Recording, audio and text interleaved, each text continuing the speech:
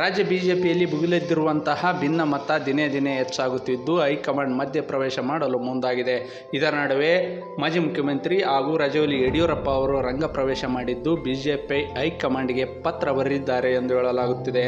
ಅದರಲ್ಲೂ ಮಹತ್ವದ ಬದಲಾವಣೆಗಳ ಬಗ್ಗೆ ಸೂಚನೆ ನೀಡಿದ್ದು ಕೆಲ ಸಲಹೆಯ ಸಂದೇಶಗಳನ್ನು ಕೊಟ್ಟಿದ್ದಾರೆ ಎಂದು ಹೇಳಲಾಗುತ್ತಿದೆ.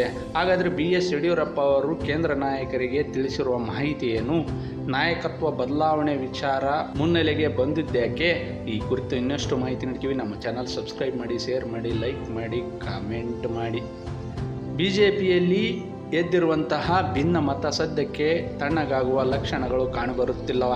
ಅದರಲ್ಲೂ ಪ್ರಮುಖ ಬಂಡಾಯ ನಾಯಕರನ್ನು ಬಿಜೆಪಿ ಹೈಕಮಾಂಡ್ ಉಚ್ಚಾಟನೆ ಮಾಡಿದ್ದರೂ ಕೂಡ ಭಿನ್ನಮತ ಕಡಿಮೆಯಾಗಿಲ್ಲ.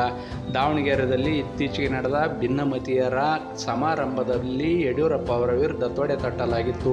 ಈ ವಿಚಾರವನ್ನು ಗಂಭೀರವಾಗಿ ಪರಿಗಣಿಸಿರುವಂತಹ ಕೇಂದ್ರ ಬಿಜೆಪಿ ನಾಯಕರು ಮಹತ್ವದ ಬದಲಾವಣೆ ತರಲು ಮುಂದಾಗಿದ್ದಾರೆ ಎಂದು ಹೇಳಲಾಗುತ್ತಿದೆ. ಬಿಜೆಪಿ ರಾಜ್ಯಾಧ್ಯಕ್ಷ ವಿಜಯೇಂದ್ರ ಅವರನ್ನ ಬದಲಾವಣೆ ಮಾಡಿ ಬೇರೆಯವರಿಗೆ ಕಟ್ಟುವಂತ ಪ್ಲಾನ್ ಅನ್ನು ಬಿಜೆಪಿ ಹೈಕಮಾಂಡ್ ಮಾಡಿದೆ ಎಂದು ಹೇಳಲಾಗುತ್ತಿದೆ.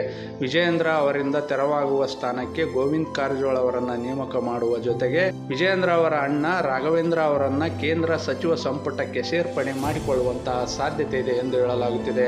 ಈ ವಿಚಾರ ಮಾಜಿ ಮುಖ್ಯಮಂತ್ರಿ ಯಡಿಯೂರಪ್ಪ ಅವರಿಗೆ ಗೊತ್ತಾಗುತ್ತಿದ್ದಂತೆ ರಂಗ ಪ್ರವೇಶ ಮಾಡಿದ್ದು ಬಿಜೆಪಿ ನಾಯಕರನ್ನ ಫೋನ್ ಮೂಲಕ ಸಂಪರ್ಕ ಮಾಡುತ್ತಿದ್ದಾರೆ. ಜೊತೆಗೆ ಪತ್ರ ಕೂಡ ಬರೆದಿದ್ದಾರೆ ಎಂದು ಹೇಳಲಾಗುತ್ತಿದೆ.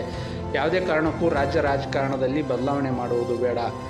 ರಾಘವೇಂದ್ರ ಅವರಿಗೆ ಕೇಂದ್ರ ಸಚಿವ ಸ್ಥಾನ ಕೊಡುವುದು ಬೇಡ. ರಾಜ್ಯದಲ್ಲಿ ವಿಜಯೇಂದ್ರ ಅವರಿಗೆ ಮತ್ತೊಮ್ಮೆ 2ನೇ ಅವಧಿಗೆ ಬಿಜೆಪಿ ರಾಜ್ಯಾಧ್ಯಕ್ಷ ಸ್ಥಾನವನ್ನು ನೀಡಬೇಕು. ಇದರಿಂದ ಪಕ್ಷ ಸಂಘಟನೆ ಅನುಕೂಲವಾಗುವ ಜೊತೆಗೆ ಕಾಂಗ್ರೆಸ್ ವಿರುದ್ಧ ಹೋರಾಟ ಮಾಡಲು ಗಟ್ಟಿ ಧ್ವನಿ ಬರಲಿದೆ. ಹೀಗಾಗಿಯೇ ಯಾವುದೇ ಬದಲಾವಣೆ ಮಾಡುವುದಿದ್ದರೂ ಕೂಡ ರಾಜ್ಯಾಧ್ಯಕ್ಷ ಬದಲಾವಣೆ ಬೇಡ ಎಂದು ಸಂದೇಶ ಕಳಿಸಿದ್ದಾರೆ ಎಂದು ಹೇಳಲಾಗುತ್ತಿದೆ. ಗೋವಿಂದ ಕಾರಜೋಳ ಅವರಿಗೆ ದಲಿತ ಕೋಟಾದಡಿ ಕೇಂದ್ರ ಸಚಿವ ಸ್ಥಾನ ನೀಡಿದರೆ ಯಾವುದೇ ಅಭ್ಯಂತರವಿಲ್ಲ ಎಂದು ಹೇಳಿದ್ದಾರೆ. ಆದರೆ ರಾಘವೇಂದ್ರ ಅವರಿಗೆ ಸಚಿವ ಸ್ಥಾನ ಕೊಡುವುದು ಬೇಡ ಎಂದು ಯಡಿಯೂರಪ್ಪ ಅವರು ತಿಳಿಸಿದ್ದಾರೆ ಎಂದು ಹೇಳಲಾಗುತ್ತಿದೆ. ಒಟ್ಟಾರೆಯಾಗಿ ಬಿಜೆಪಿ ಹೈಕಮಾಂಡ್ಗೆ ಯಡಿಯೂರಪ್ಪ ಅವರು ಸಂದೇಶ ಕಳಿಸಿದ್ದು ಹೈಕಮಾಂಡ್ ಯಾವ ತೀರ್ಮಾನ ಕೈಗೊಳ್ಳಲಿದೆ ಎನ್ನುವುದು ಕುತೂಹಲ ಮೂಡಿಸಿದೆ.